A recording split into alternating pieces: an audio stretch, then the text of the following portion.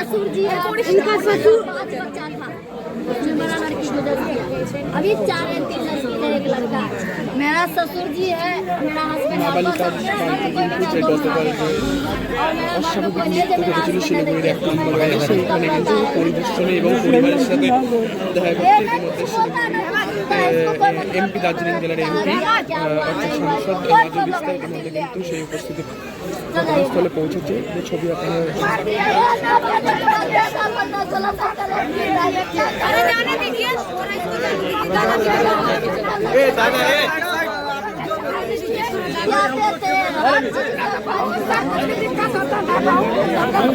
खबरदार करूंगा।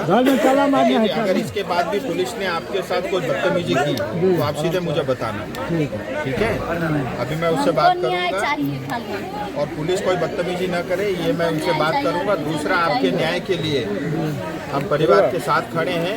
जब तक उसको फांसी नहीं मिलेगी हम चुप नहीं रहेंगे, क्योंकि वो हत्यारा है। उसकी वजह से हमने अपनी बेटी खोया है और किसी के माई के लाल में इतना दम नहीं है कि हमारी बहन बेटियों के साथ जो है दुष्कर्म करके जो है उसको उसकी हत्या करें।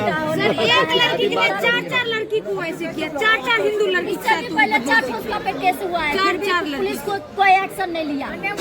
उसका मन बहा हुआ तब तो 4 लड़की को बर्बाद किया सर।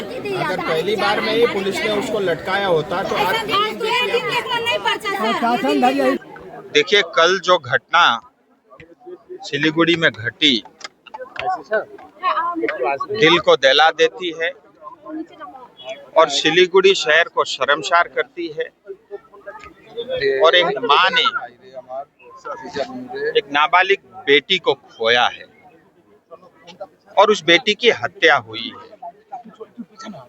और अमीर अली नामक का अपराधी, जो इससे पहले भी अपराध कर चुका है, उसका सब कुछ रिकॉर्ड पुलिस और प्रशासन के पास है।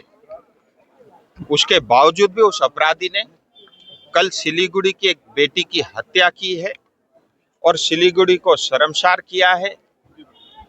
और परिवार को इस समय जो बीत रही है उसकी मात्र हम कल्पना कर सकते हैं।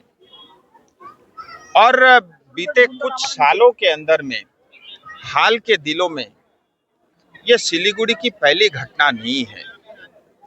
इससे साफ पता चलता है पश्चिम बंगाल की सरकार, यहाँ का प्रशासन, यहाँ का पुलिस अपराधियों को शरण देता है और जो अपराधी होता है, जो हत्यारा होता है, जो गुनहगार होता है, उसको प्रोत्साहन मिलता है। लेकिन अगर ये नहीं होता, किसी के माई के लाल में इतना दम नहीं है कि बीच सड़क के अंदर में जो है सिलीगुड़ी जैसे शहर में एक हिंदू बेटी के साथ अपराध होना और उसको हत्या करना, ये हिंदुस्तान में किसी के पास इतना दम नहीं है। और ये सिर्फ इसलिए होता है कि अपराधियों को पश्चिम बंगाल में राजनीतिक शरण मिलता है और खुलेआम मुख्यमंत्री जो एक महिला होते हुए भी वो एक विशेष धर्म का पक्ष लेते हुए हिंदुओं को धमकाने का काम करती है, हिंदुओं को 12 बजाने का बात करती है। और इन्हीं सब कारणों की वजह से आज पश्चिम बंगाल में अपराधी फूले और फल रहे हैं। लेकिन सिलीगुड़ी की जनता, दार्जिलिंग की जनता इतनी कमजोर भी नहीं है। मेरा स्पष्ट कहना है, यहाँ की पुलिस और प्रशासन, ये आपकी जिम्मेदारी है। और आपके पुलिस और प्रशासन के रहते हुए 16 साल की एक बेटी की हत्या होती है, उसके साथ दुष्कर्म होता है, ये जवाबदेही पुलिस की और प्रशासन की है।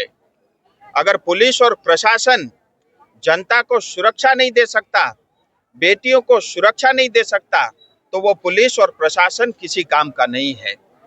मेरा स्पष्ट आग्रह है पुलिस से, प्रशासन से, तत्काल जो अपराधी है, जो गुनहगार है, जिसने ये अपराध किया है, उसको पकड़ करके फास्ट ट्रैक के माध्यम से जल्द उसको फांसी होनी चाहिए। क्योंकि जो अपराध उसने किया है, बार बार किया है, फांसी से कम सिलीगुड़ी की जनता कुछ भी स्वीकार नहीं करेगी।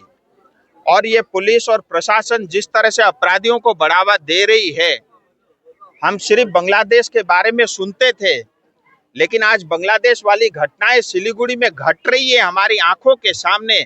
हमारी बहन और बेटियां यहाँ सुरक्षित नहीं है। ये सरकार की जवाबदेही बनती है, पुलिस और प्रशासन की जवाबदेही बनती है। अगर अगले कुछ समय के अंदर अंदर अगर उसको पकड़ करके फास्ट ट्रैक के माध्यम से उसको फांसी सुनिश्चित नहीं हुई तो सिलीगुड़ी की जनता सड़क में होगी। इसकी जिम्मेदारी मुख्यमंत्री ममता बनर्जी की होगी और यहाँ की पुलिस की होगी। ये मैं दो टूक स्पष्ट शब्द में कहना चाहता हूँ। बेटी को लेकर के मैं किसी तरह की राजनीति नहीं करना चाहता, लेकिन एक सांसद होने के नाते मैं मुंह बंद करके चुप भी नहीं रह सकता। ये हमारी जिम्मेदारी बनती है। आज इस बेटी के साथ घटना घटी है, इससे पहले इसी अमीर अली अपराधी ने 3 बेटियों के साथ इसी तरह के दुष्कर्म किए हैं। अगर पहली घटना में उसको फांसी होती तो आज हमारे 3 बेटियां जिंदा होती, लेकिन वो काम नहीं हुआ। मैं अब फिर कहता हूं, तत्काल उसके ऊपर कार्रवाई हो और पुलिस और प्रशासन के पास ऐसी टेक्नोलॉजी तंत्र होते हैं, अगर वो चाहे तो उस अपराधी को जल्द से जल्द पकड़ सकते हैं। मैं पुलिस से यह अनुरोध करूंगा, पब्लिक कानून अपने हाथ में नहीं लेगी, ये आपकी जिम्मेदारी है और आप हमें कानून को हाथ में लेने के लिए मजबूर मत करना। ये मेरा पुलिस और यहाँ की प्रशासन से निवेदन है।